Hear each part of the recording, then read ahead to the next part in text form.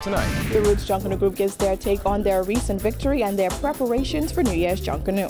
An outspoken religious leader and members of a women's advocacy group speak out on that controversial policed Facebook post. the government's December 31st immigration deadline approaches. Find out what some residents in shanty towns have to say about it.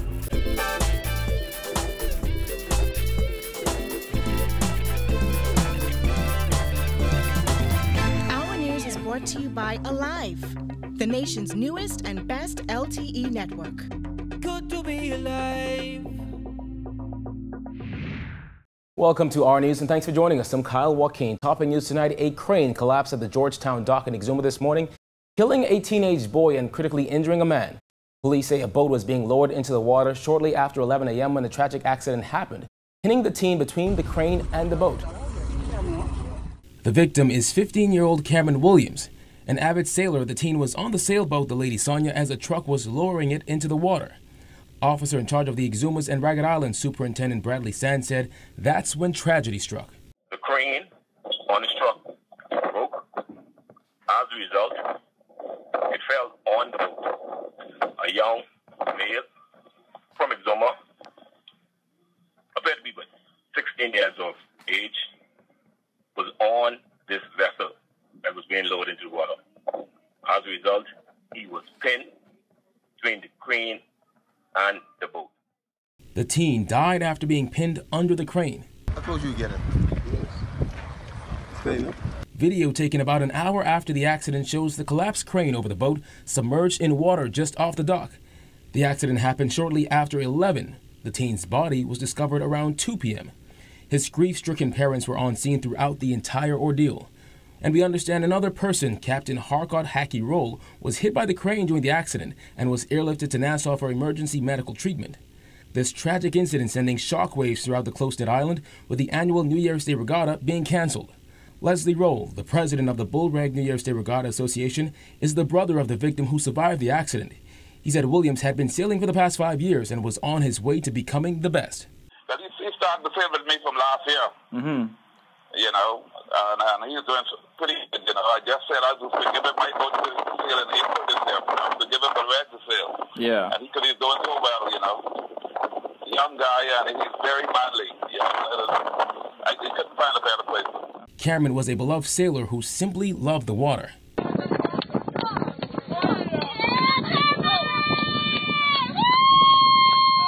Exuma's MP Chester Cooper taking to Facebook to offer condolences to the teen's family and the sailing community, posting, Team Cooper offers its deepest condolences to the Williams family on the tragic death of their son Cameron at the Georgetown dock this morning. Our condolences also go out to the Exuma Sailing Club and the entire sailing community. Cameron was a hard-working young man, a well-behaved student and sailing enthusiast who was taken too soon. As the country was hearing the unofficial results of the Boxing Day Junkanoo Parade, last night our news visited the winning shack to get their reactions, as well as a recap of the reaction after the results were read. Giorgio Bain tells us more. Now, despite mixed reactions and many not seeing it coming, the Roots Junkanoo Group says they deserve those unofficial results for the Boxing Day Junkanoo Parade.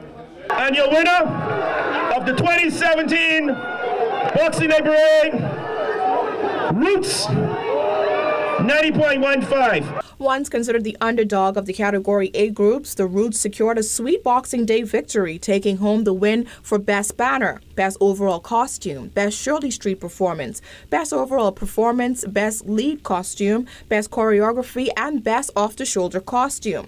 With its Bahamian theme, Educate My Bahamas, the mysteries and history of the 700 islands, Roots earned a score of 90.15. And according to Director of Costume and Design, Keith Johnson, the group is determined to secure the victory by covering all its bases. This one is for all the hard-working people in this group. This group did its homework. We executed. We learned from our mistakes. They said we beat ourselves. We made sure to cover every base. No claw, fully based, fully fringed. Everything that they asked for, we gave them. And this morning belongs to this group. Today, several group members were in the group's main shack, adding the final touches to costumes for the New Year's Junkanoo Parade. Banner manager Brenton Burrows says the Junkanoo Group was called every negative name in the book, but now the town is quiet. It feels like a breath of fresh air. Feels like finally Bay Street, the judges, the Bahamas has finally started to realize what Roots brings to Bay Street. You know, it's been long coming. We've been doing it, but this time we could really feel it.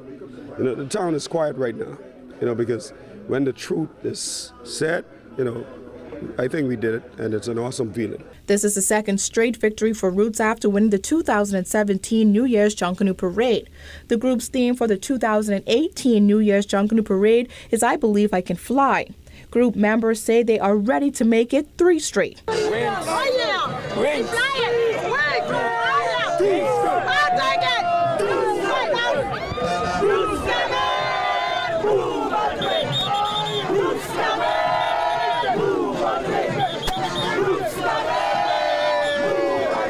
Our News also visited the Saxon's Junkanoo Shack today. However, we were told that the group is withholding comment due to a pending decision to contest parade results.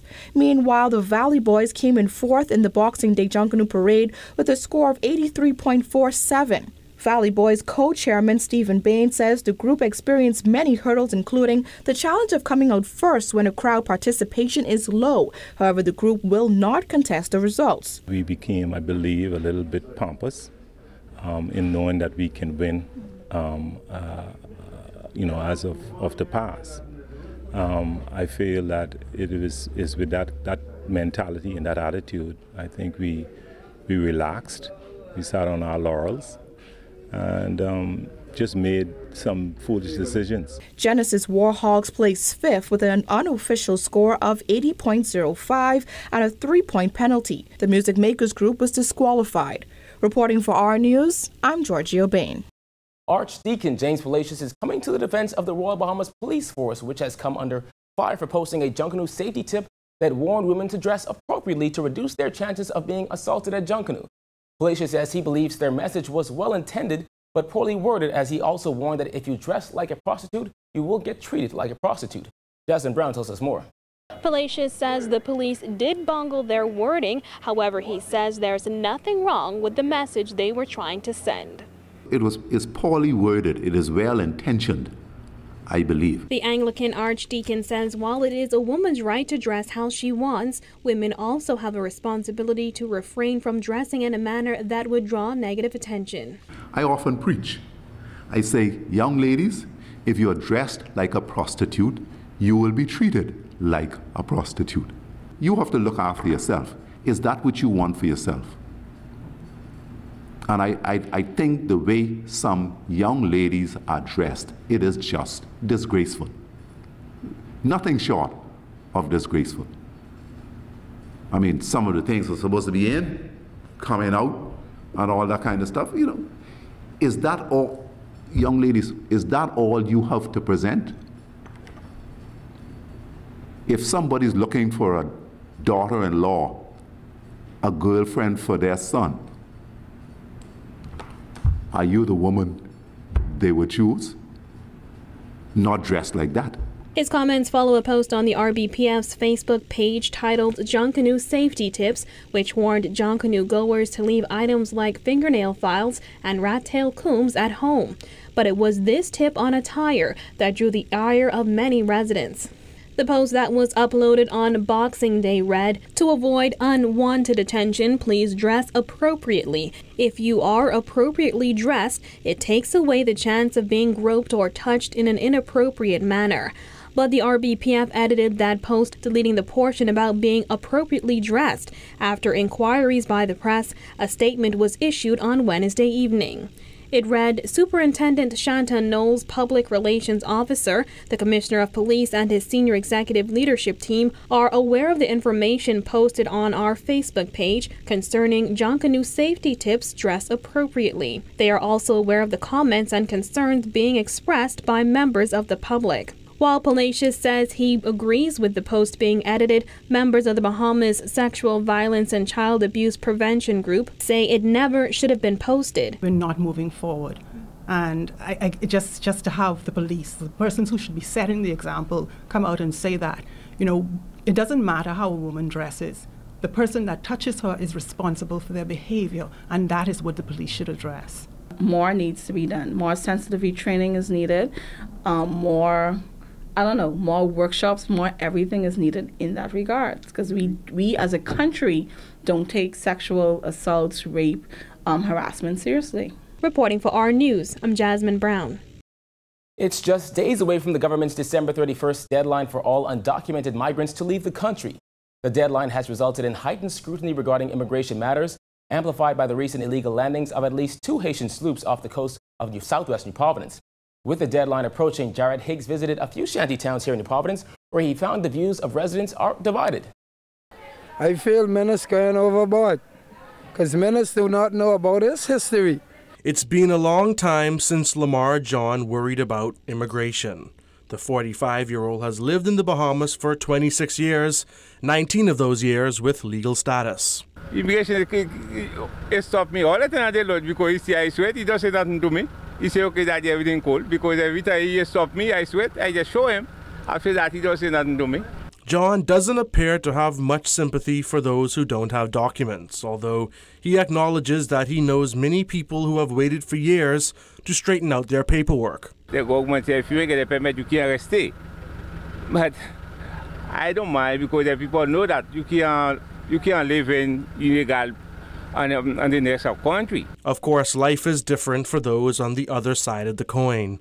A 22-year-old woman who didn't wish to show her face on camera says she is no stranger to immigration officers or the immigration application process.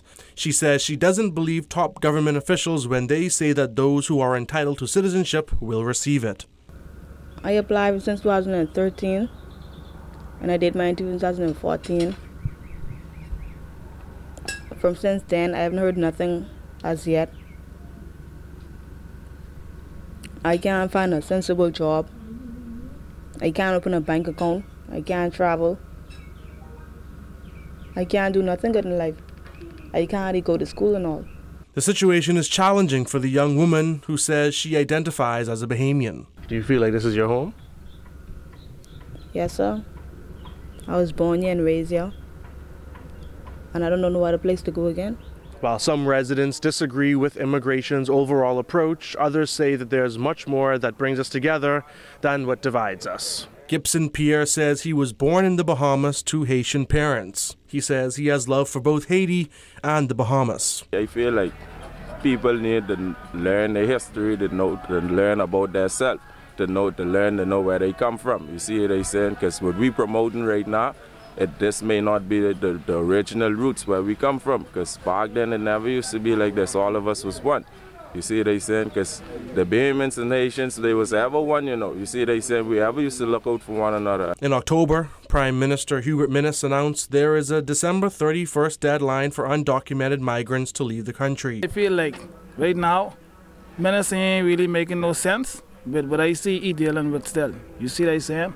He knows better ways to do things. But at the end of the day, that's the government, and I feel like it's them with in power. They feel like they could do whatever they want. Minnis also recently revealed that Cabinet approved an independent board that will oversee the granting of immigration applications. A few people still complaining right now at this time, you know, but I know like by the time it's next month, if they can try to see if they can speed up the process. For people like Lamar John, next week will be like any other work week.